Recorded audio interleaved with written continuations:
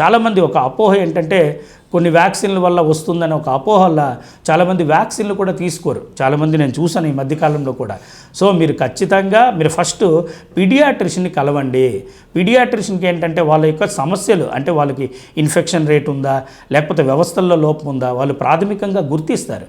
గుర్తించి వాళ్ళ సూచన మేరకు స్పీచ్ నెక్స్ట్ ఒకవేళ పీడియాట్రిషియన్ దగ్గరలో లేకుండా ఉంటే స్పీచ్ లాంగ్వేజ్ పెథాలజిస్ట్ డాక్టర్ ఉన్న వాళ్ళ దగ్గరికి వెళ్తే వాళ్ళు ఫస్ట్ ఇవన్నీ గమనించి, అంటే ఒక హిస్టరీ ఎలా ఉంటుందంటే ప్రతి నెల వ్యవధిలో ఏ రకమైన చేంజెస్ వచ్చాయి అనేది కనిపెట్టి మీ ద్వారా పేరెంట్స్ ద్వారా తెలుసుకొని ఆ ద్వారా ఇక్కడ నుంచి డిలే మొదలైంది.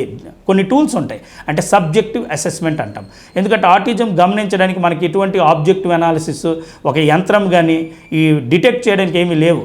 సబ్జెక్టివ్ అనాలిసిస్ అంటే ఆ పిల్లోడికి ఉండే లక్షణాలు, ఆ పాపో బాబుకు ఉండే లక్షణాలు, రెండోది మనం ఎంత జాగ్రత్తగా గమనిస్తున్నామో ఏ లక్షణం ఏ దేనికి సూచిస్తుంది అనేది తీసుకున్న తర్వాత స్పీచ్ లాంగ్వేజ్ పెథాలజిస్టు ఒక 80 నుంచి 90% అనేది ఆ పిల్లలకి చికిత్స చేయడంలో కానీ వాళ్ళకి సహాయం అందించడంలో కానీ చాలా వరకు ఉపయోగపడతారు.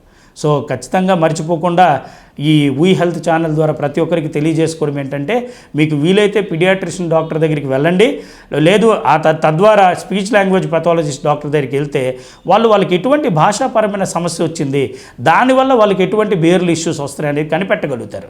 వాళ్ళ ఆలోచనలు ఎంత లోపం ఉంది అనేది కూడా కనిపెట్టగలుగుతారు. ఎందుకంటే వాళ్ళు మాట్లాడేటప్పుడు వాళ్ళ మాట అర్థం చేసుకోవడంలో ఇవన్నీ థాట్ ప్రాసెస్కి సంబంధించిన ఇష్యూస్ అనమాట. సో వాళ్ళ థాటే సరిగ్గా లేదంటే థాట్ వరకు వెళ్ళి వాళ్ళ భాషాపరమైనది ఫస్ట్ రిసెప్టివ్ లాంగ్వేజ్ డెవలప్ చేసి ఆ తర్వాత వాళ్ళ వయసు ఎంత ఉంది, ఎంత ఎక్స్ప్రెసివ్ లాంగ్వేజ్ అని తేవచ్చు. రెండోది ఎటువంటి ఆ ఎక్స్ప్రెసివ్ లాంగ్వేజ్ కూడా న్యూరో లింగ్విస్టిక్ అనే ఒక అప్రోచ్ ద్వారా వాళ్ళ చికిత్స ప్రారంభిస్తే చాలా వరకు పిల్లలకి అర్థమై ఎంతైతే అర్థమవుతుందో దాంట్లో ఒక 50% వరకు మాట మాట్లాడే అవకాశాలు ఎక్కువ ఉంటాయి.